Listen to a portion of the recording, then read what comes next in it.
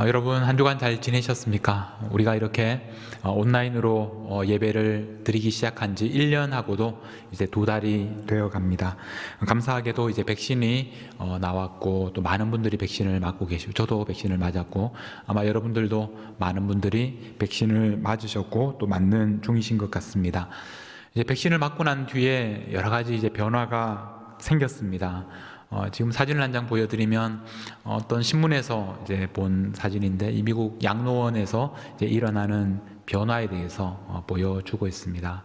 지금 남편이 이제 오랫동안 양로원에서 지내고 있고 그 아내가 그동안 만나지 못하다가 이제 백신을 맞고 이제 드디어 방문을 할 수 있게 되었고 이렇게 또 감격적으로 포옹하고 있는 그런 장면입니다. 여러분 어떠십니까? 이런 일이 이 백신을 맞고 난 뒤에 우리에게 일어난 일입니다. 그 다음 사진을 보여주시면 이 사진은 이제 양로원에 계신 그 어머니를 아들이 찾아가서 만나는 장면입니다. 근데 이 신문에서는 특별히 이 어머니와 아들이 붙잡고 있는 저 손에 대해서 이제 강조를 해서 그 다음 사진을 보여주시면 자, 이런 사진입니다. 좀 전에 보셨던 그 어머니와 그 아들이 이렇게 손을 잡았습니다. 사실 우리가 평소에 늘 할 수 있는 일인데 이 팬데믹 시대에 이것이 너무나 소중한 일이 되었습니다. 이렇게 손을 잡아준다는 것, 그래서 서로의 손과 손이 만나고 우리의 몸과 몸이 이렇게 마주치는 이런 작은 행동이 우리에게 얼마나 소중한 일인지 우리는 이번 기회에 알게 되었습니다. 옆에서 예배를 드리는 함께 예배 드리는 분 손을 한번 잡아 주십시오. 지금 손을 한번 잡아 주십시오. 이렇게 옆에 함께 있다는 것 그리고 또 손을 잡을 수 있다는 것이 얼마나 귀한 일이고 또 얼마나 감사한 일인지 모릅니다. 이렇게 손을 잡아주시는 것을 누구보다 잘 하셨던 분이 바로 예수님이셨습니다. 예수님께서는 몸이 아픈 사람을 치료하실 때에 멀리서 말씀만으로도 충분히 그렇게 하실 수 있는 분이셨지만 그러나 아픈 사람들에게 가까이 다가가셔서 그 아픈 곳을 만져주시면서 치료해 주셨습니다. 그래서 그 사람의 아픈 그 상처뿐만 아니라 그 마음 깊숙이 있는 그런 아픔까지도 그 영혼까지도 살려주셨던 분이 바로 예수님이셨습니다. 예수님은 사람들이 생각하기에는 만져서는 안 된다고 생각하는 사람들도 만져주셨습니다. 예를 들면 나병 환자들입니다. 마가복음 1장 41절 말씀에 보시면 예수님께서 나병 환자를 만나셨을 때 불쌍히 여기셔서 손을 내밀어 그에게 대시며 이렇게 말씀합니다. 굳이 그렇게 손을 대지 않아도 치료할 수 있는 병이지만 예수님께서는 손을 내밀어서 만져주셨습니다. 이것이 바로 예수님이셨습니다. 예수님께서는 나인이라는 성에서 이 사랑하는 독자 아들을 이런 그 여인을 만났을 때도 예수님께서 그 아들이 들어있는 그 관에 손을 대셨습니다. 그 당시에 이렇게 나병에 걸린 사람들이나 또 죽은 사람의 시신은 만져서는 안 되는 그 당시의 정결법에 의하면 사람을 부정하게 만들기 때문에 만져서는 안 되는 것들이었는데 예수님께서는 만져주셨습니다. 예수님께서 이렇게 만져주시면서 사람들을 치유하시는 분이셨는데 자, 그런데 오늘 우리가 읽은 말씀에서는 예수님이 가서 만져주시는 그런 장면이 아니라 자신이 먼저 예수님에게 다가가서 그분의 옷을 만졌던 한 여인에 대해서 소개하고 있습니다. 얼마나 간절한 마음이었으면 그리고 얼마나 큰 믿음이 있었으면 이렇게 했을까? 우리가 오늘 이 여인의 이 행동을 우리가 함께 살펴보도록 하겠습니다. 이 여인이 앓고 있었던 병은 혈루증이라는 병이었습니다. 이 피가 흐른다는 그런 뜻인데 자세한 설명이 없어서 지금 현대의학에 따르면 어떤 정확한 병명을 알기는 어렵지만 그 당시에 여인이 흘리는 피는 지금과는 다르게 부정한 것으로 여겼습니다. 근데 이 여인은 피를 계속해서 흘렸기 때문에 계속해서 부정한 그런 상태가 되었습니다.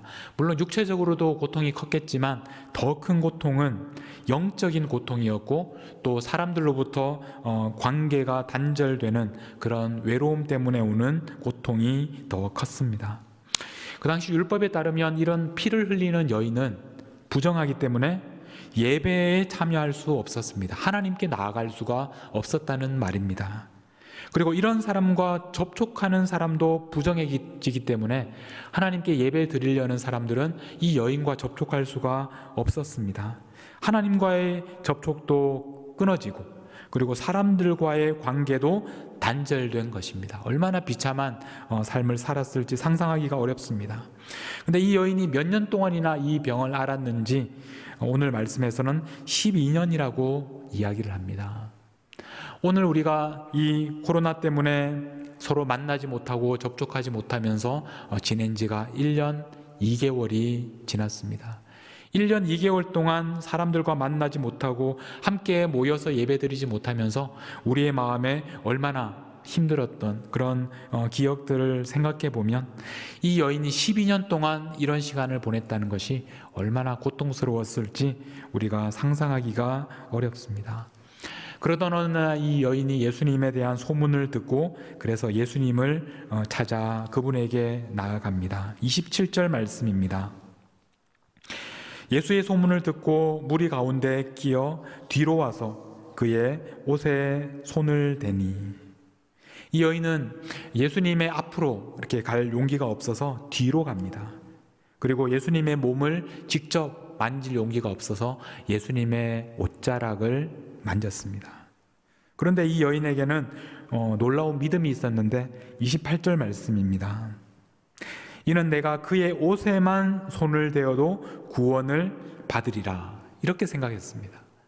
내가 예수님에게 직접 닿지는 못해도 그분의 옷이라도 닿으면 내 병이 나을 것이다 라는 이런 놀라운 믿음이 이 여인에게는 있었습니다. 그래서 놀랍게도 이 여인이 예수님의 옷을 만지는 그 즉시 병이 나았습니다.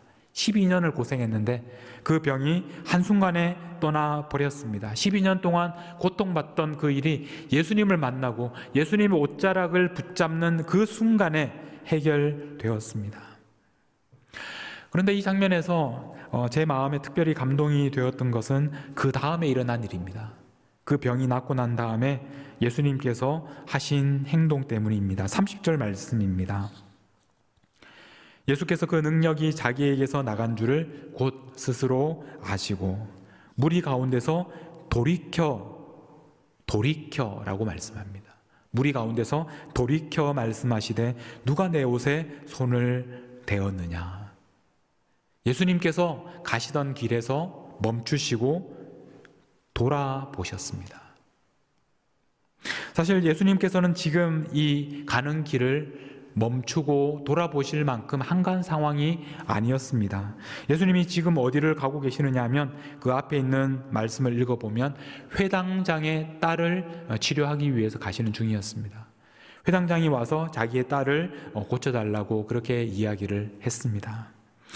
조금 뒤에 장면을 보면 이 예수님께서 그 집에 도착했을 때는 그 아이가 죽었습니다. 그래서 우리가 잘 아는 달리다 굼, 그렇게 소녀야 일어나라 말씀하시면서 예수님께서 그 아이를 다시 살리시는 그런 말씀입니다.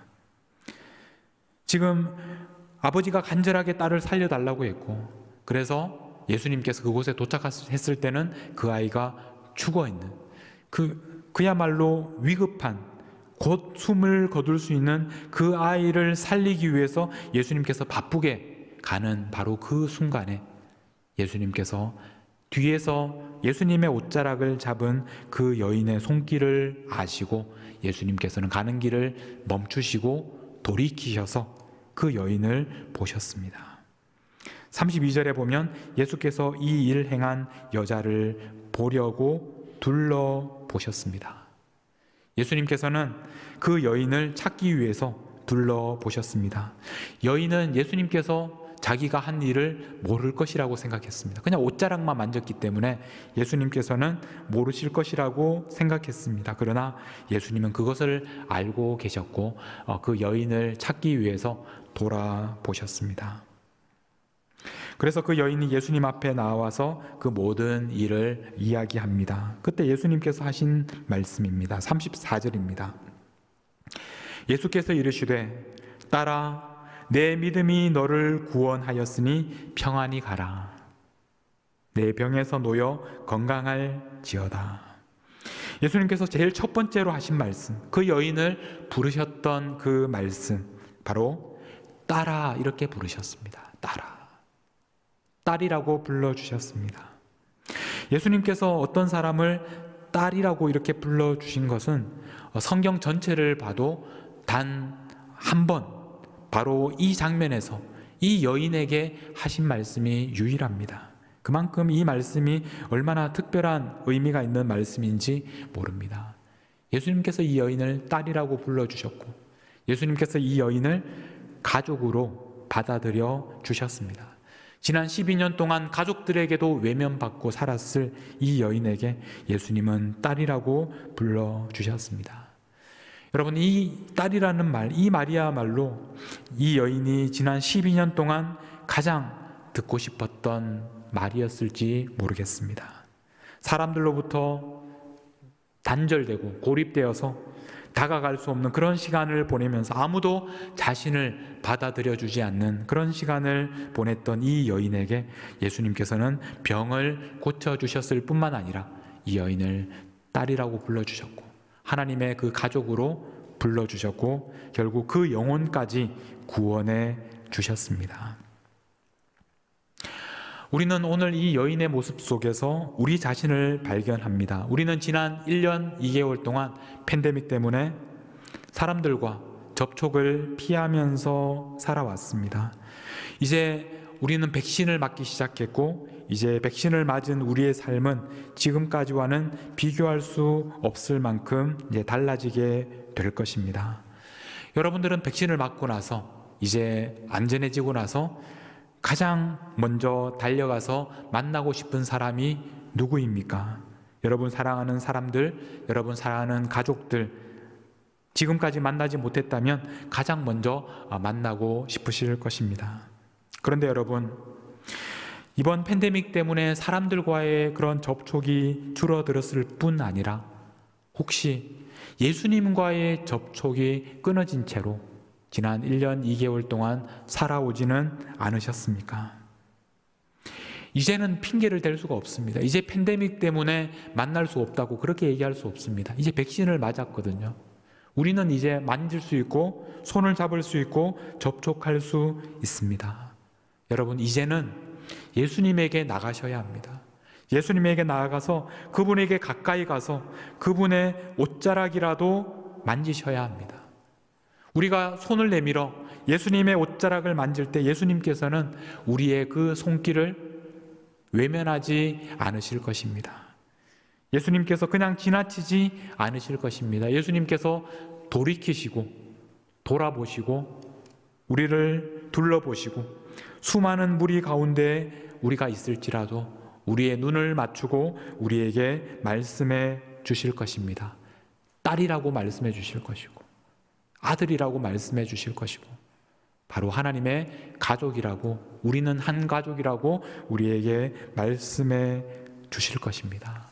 여러분, 이제는 주저하지 마시고 바로 지금 이 순간에 여러분의 손을 내밀어 예수님의 옷자락을 만지시는 주님의 자녀들이 되실 수 있기를 축복합니다. 팬데믹 때문에 우리는 예수님과 접촉도 많이 하지 못했지만 또 사랑하는 성도들과의 그런 대면도 많이 줄어들었고 이제 그러다 보니까 우리가 자꾸 만나지 못하다 보니까 이제 마음도 멀어지고 또 영적으로도 정서적으로도 또 건강이 약해지신 분들이 많이 계실 것입니다. 여러분, 이제 우리는 백신을 맞기 시작했습니다. 그러므로 서로에게 다가가는 것도 이제 더 이상 미루지 마십시오. 미루지 마시고 여러분의 손을 내밀어서 함께 만나십시오. 아직도 우리가 대면으로 만나는 것은 우리가 조심해야 하고 또 사회적 거리두기를 계속 지켜야 하는 상황이지만, 그때까지 우리가 온라인으로라도 또 열심히 만나실 수 있기를 바랍니다. 오늘 이렇게 주일 예배도 드려야 하지만 이것으로 충분하다고 생각하지 마십시오. 우리 형제와 자매들은 우리가 시간이 날 때마다 기회가 있는 대로 계속해서 만나야 합니다. 여러분, 목장 모임에 꼭 참석하십시오. 성경부 모임에도 여러분 가능하면 많은 분들이 참여할 수 있기를 바랍니다. 열심히 만나야 우리가 그 안에서 서로 형제 자매 된 것을, 우리가 하나님의 가족이 된 것을 우리가 경험할 수 있게 될 것입니다. 다음 주에는 우리가 드라이브인 예배를 엽니다. 지난 가을에 우리가 한번 드라이브인 예배를 통해서 우리가 함께 주차장에서 만났는데, 이제 우리가 봄이 되었고 우리는 다시 만날 수 있게 되었습니다. 여러분 모두 그 자리에 나오십시오. 모두 운전해서 교회 주차장에 함께 모여서 우리가 차 유리창을 통해서지만 그러나 서로를 보면서 확인하면서 우리가 함께 하나님의 가족이 된 것을 기뻐하며 감격적으로 하나님을 예배하는 그런 시간이 될 것입니다. 여러분 모두 나오셔서 함께 하나님을 예배하고 또 서로를 만나는 시간이 될 수 있기를 바랍니다. 이 말씀은 마지막으로 우리의 사명을 깨닫게 하는 말씀이기도 합니다. 이 말씀은 지금도 우리 주위에는 이 혈루증으로 고통을 겪었던 이 여인과 같이 하나님과 단절되고 또 사람들과 단절된 많은 사람들이 있다는 것을 기억하게 합니다. 우리도 지금 예수님처럼 무엇인가를 위해서 우리가 생각하기에 정말 중요한 일을 위하여 열심히 달려가고 있습니다. 그런데 우리 뒤에서 우리의 옷을 잡는 작은 손길이 있습니다. 도움을 요청하는 작은 목소리가 있습니다. 예수님은 그 손길을 무시하지 않으셨습니다. 돌아보셨고 바쁘지만 걸음을 멈추셨고 그리고 그 여인을 향하여 딸이라고 불러주셨습니다. 여러분의 뒤에서 여러분에게 도움을 요청하는 사람은 누구입니까? 여러분의 뒤에서 여러분의 옷자락이라도 만져야 한다는 손을 뻗어오는 사람들은 누구입니까? 그 작은 손길을 무시하지 마십시오. 예수님께서 베푸셨던 이 기적은 예수님에게서 끝난 것이 아니라 예수님의 제자들을 통해서 계속되었습니다. 사도행전에 보면 사도행전 5장 15절 말씀에 보면 이런 말씀이 있습니다. 심지어 병든 사람을 메고 거리에 나가 침대와 요 위에 누이고 베드로가 지날 때 혹 그의 그림자라도 누구에게 덮일까 바라고. 이 말씀은 예수님께서 하신 이적을 말씀하는 것이 아니라 예수님의 제자였던 베드로가 했던 그런 사역을 말씀하고 있습니다. 베드로가 지날 때 그의 그림자라도 덮이기를 사람들이 바랄 만큼 베드로가 가는 곳에는 이런 치유의 기적이 일어났습니다. 19장 12절에 보면 심지어 사람들이 바울의 몸에서 손수건이나 앞치마를 가져다가 병든 사람에게 얹으면 그 병이 떠나고 악귀도 나가더라. 이것은 예수님에게서 일어난 일이 아니라 예수님의 사도였던 바로 바울에게서 일어난 일입니다. 바울이 쓰던 손수건을 가져다가 얹어주기만 해도 그 병이 낫고 귀신이 쫓겨나는 역사가 나타났습니다. 여러분, 이런 일들은 베드로나 바울과 같은 위대한 사도들만 할 수 있는 일이 아닙니다. 저와 여러분들도 똑같이 이 일을 할 수 있습니다. 우리가 만나는 사람들에게 우리를 통해서 이런 기적들이 일어나게 되는 것입니다. 예수님께서 하셨던 바로 그 일이 오늘 우리가 해야 하는 일입니다.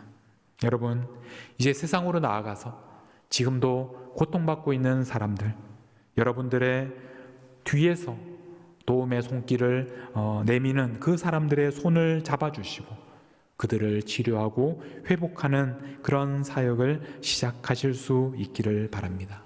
우리가 이런 사역을 하기 위해서는 우리가 먼저 우리의 손을 내밀어서 예수님의 옷자락을 잡는 그 일을 우리가 먼저 시작해야 합니다. 여러분, 여러분의 손을 내밀어 보십시오. 그리고 예수님의 옷자락을 만지십시오. 그러면 예수님의 생명이 여러분들에게로 흘러 들어가서 여러분들에게도 생명으로 충만하게 되는 역사가 나타날 줄 믿습니다.